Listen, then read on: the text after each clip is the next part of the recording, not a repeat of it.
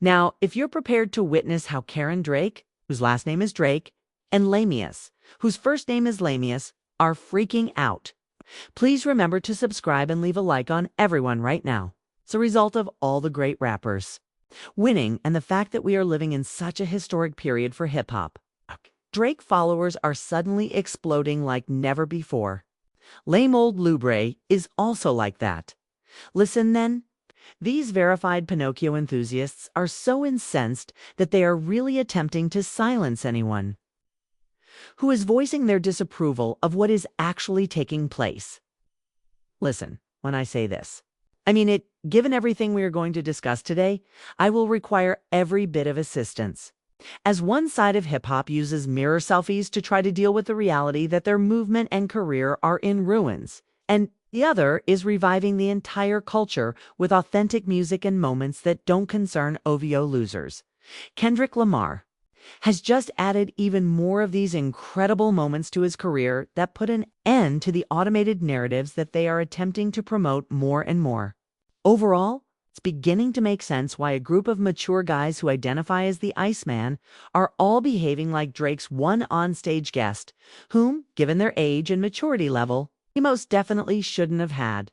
Now listen, the first thing we must do is to criticize Drake and laugh at how awful it is because he is not just Lolly, but also Botberry, since Spotify eliminated a few more phony music streams to start August.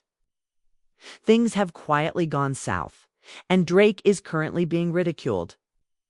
This will only get worse as more people discover that his small record, which he won with Central C, did not simply fall apart as it did. Instead, 7 million streams abruptly disappeared from its play counter, which went from 27 million streams to roughly 20 million, and that's all there is to it. Now, there's a lot of chatter about bots and overall confusion and delusions. Let's simply state the facts and put things into perspective. It was scheduled to reach number 7 on the Billboard charts, but after only 1 week, the record fell all the way to the bottom and is headed for the top 20. Which one dropped? No one talked about the song? You tell me then. It appears that the record's performance and the removal of the streams may have contributed significantly to its eventual failure. Additionally, it demonstrates that Drake is eventually botting up and fabricating streams. And when you just comprehend these figures and observe how this record went oddly high and then oddly low, you tell me once more that there is obviously a problem. Even worse, it appears that he is completely in disarray and is freaking out too. New heights throughout the past month of hip-hop, which saw him release 2 songs that were a complete bust. At the same time, actual albums were released that were making a significant influence on society and debate. But we are witnessing this on a far larger scale as these recordings are merely comfortably occupying the charts. As we sit here right now, the clips that have 6 strong lyrical cuts have made it to the Billboard Hot 100. Listen then, its culture as a whole and the success it is experiencing have significance. Additionally, the loser lawberries are attempting to pretend that this is commonplace and that having 6 poetic deep-cut master courses would have occurred in any other age. Listen, then. The Pinocchio superfan himself has obviously just commented on both clips and attempted to make some quite strange covert jabs at them, as well as Tyler the Creator and Kendrick Lamar. So what they are doing is completely irrelevant. And in response to hip-hop's recent success, Thom Lowry created a picture collage as if everyone who hangs out with Millie Bobby Brown had given him advice. Additionally, there are a number of embarrassing pictures that attempt to conceal the reality that his current tour is a complete disaster. Drake was able to vent in his preferred manner, which is, of course, on social media. And as he stated, he turned back into a keyboard warrior inside the post. When kids start talking out of their lips, my immediate reaction is seldom one of mistrust or dread. They are clearly working on an album. And now that Drake is saying this again, we're seeing Lowry talk tougher on text than he has ever done on any of his new songs since the feud. I suppose he's learning something from all those little things he's been doing lately because, really, he's only acting tough on social media. He seemed to be keeping up with Stranger Things. In fact, really, the Drake fans are getting very upset about this, so I'm going to stop there. It goes without saying that Drake is addressing everyone else in this manner and calling them out here.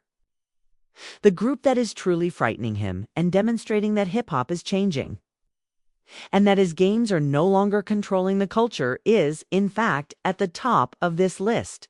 Naturally, the clips are solely to blame for all of this. The press run they conducted for Let God Sort 'Em Out. Among many other topics they covered is what Drake is essentially referring to here, and he is simply copying the narrative that his support pages have attempted to maintain in order to minimize the release of this record.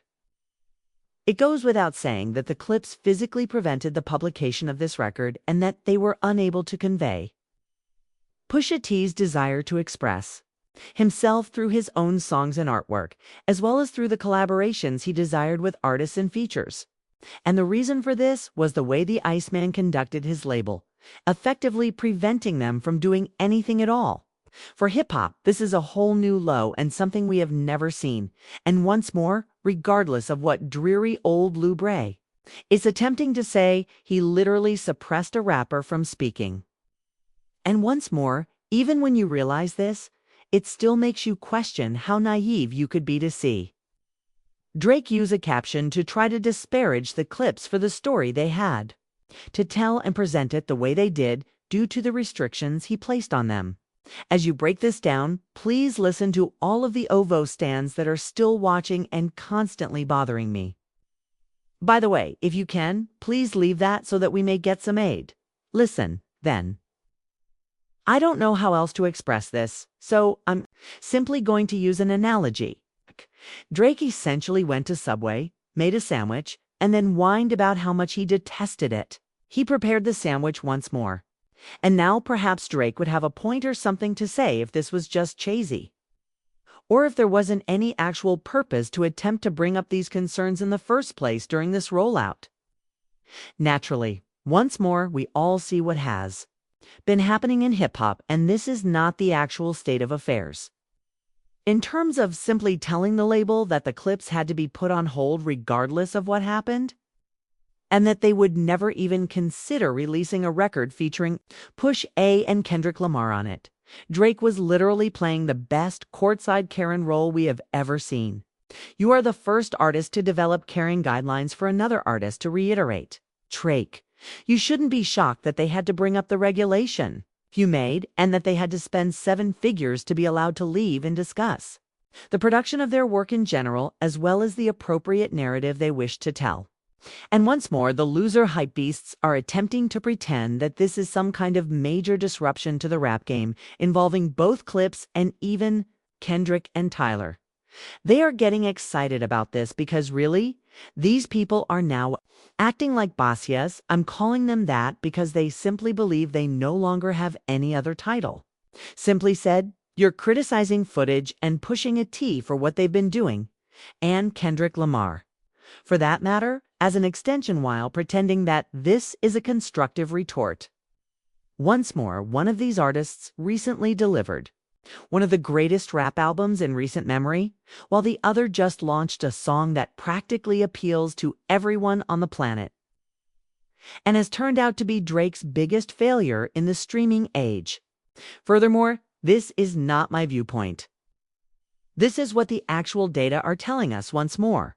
Now, regardless of what Drake is doing in the videos to promote a t-shirt and anyone else opposing him, this seems to be an extension to LeBron and Tyler, the Creator, as well as to pretty much anybody who appreciates real good art or who simply disagrees with Drake fully. Again, let's just take a look at everything as these other musicians and personalities are having a good time, celebrating their own musical genius and redefining the worth of an album in this day and age.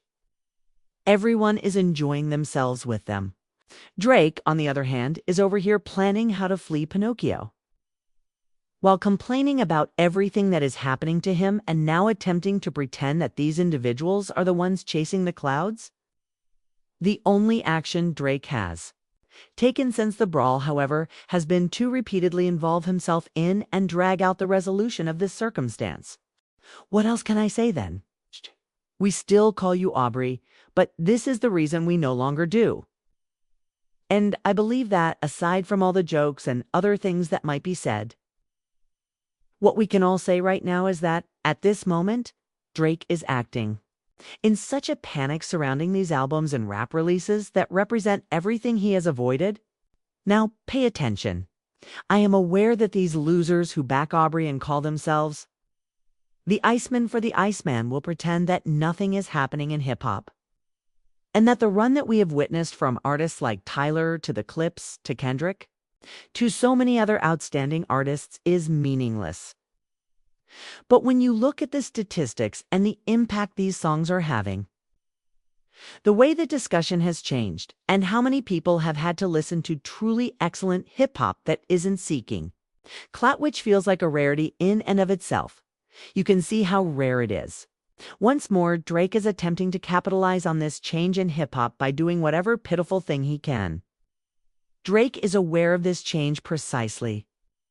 And now that Drake is realizing the change, he and all the losers around him are simply exploding to new heights. Currently, Drake's fans include a number of people Drake invited on stage who are the same age as him when he posts on social media. I'm at a loss for words at this point. However, with this absurd crap, we are really at a stage where we are defying the hip-hop trend. I'll question everyone watching once more. Who won the fight and whose side of hip-hop is currently winning the most? Now that I've covered everything, please let me know. How do you feel about Drake's current outburst, which is now directed at Tyler, Kendrick, Clips, and pretty much everyone else he dislikes? What do you anticipate happening as a result of all of this? Furthermore, do you believe Drake has any defense against any of these individuals? I'm eager to hear your thoughts on all of this. Now, if you watched the entire video, please remember to subscribe and like it. It is really helpful to me.